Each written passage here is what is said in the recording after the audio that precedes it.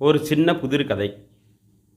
ஒரு நாள் பக்கத்து ஊரில் இருந்த தன்னுடைய அக்கா வீட்டுக்கு போகிறான் அவங்க தம்பி.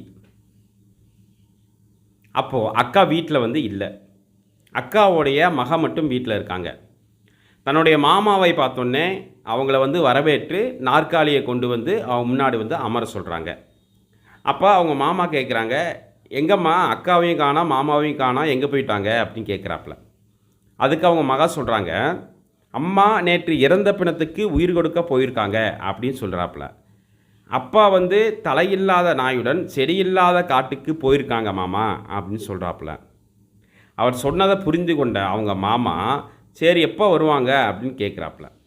அதற்கு மறுபடியும் அவங்க சொல்கிறாங்க, அம்மா சாயங்காலம் வந்துடுவாங்க மாமா, அப்பா மட்டும் வந்தால் வரமாட்டாங்க, வராவிட்டால் வந்துடுவாங்க மாமா அப்படின்னு சொல்கிறாப்புல.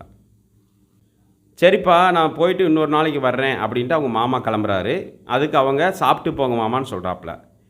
அப்படின்னா நான் சொல்கிற மாதிரி சமைச்சா நான் சாப்பிட்றேன் அப்படின்னு அவங்க மாமா சொல்கிறாரு. சரின்ட்டு சமைக்கிறாங்க. எப்படி சமைக்கணும்னு சொல்லுங்கள், சமைக்கிறேங்கிறாப்புல.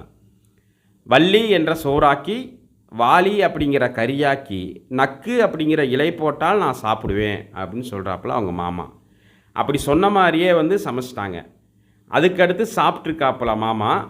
அதுக்கடுத்து மாமாவை பார்த்து சொல்கிறாங்க, அவங்க இலையை எடுத்து எரிந்து விட்டு சாப்பிடு மாமா அப்படின்ட்டு சொல்கிறாப்புல. அதாவது அவர் அப்படி செஞ்சார். சரி, இவங்க ரெண்டு பேரும் என்ன பேசிட்டாங்க, இவங்க பேசியோடைய பொருள் என்ன? பொருள் என்னென்னா, இப்போ அம்மா நேற்று இறந்த பிணத்துக்கு உயிர் கொடுக்க போயிருக்காங்க அப்படின்னு சொன்னாங்களா, அதுக்கு என்ன அர்த்தம்னா, நேற்று பிடுங்கின நெல் நாற்றை இன்றைக்கி நடப்போயிருக்காங்க அப்படிங்கிற அர்த்தம். தலையில்லாத நாய் கொண்டு செடியில்லாத காட்டுக்கு போயிருக்காங்க அப்படின்னு சொன்னாங்கள்ல, அதுக்கு அர்த்தம் என்னென்னா, தலை எடுத்துட்டு மீன் பிடிக்க போயிருக்காங்க அர்த்தம்.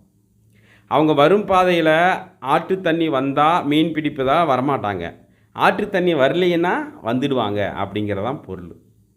வள்ளி அப்படிங்கிற சோறு குதிரை வள்ளி அரிசி சோறு, வாளி அப்படிங்கிற கறி கதுவாளி கறி, நக்கு அப்படிங்கிற இலையை ஆமணக்கு இலையாக சொல்லப்படுது. இப்போ இலையை எடுத்து எரிந்து சாப்பிடும் இலை எது சொல்கிறாங்க அப்படின்னா கருவேப்பிலை.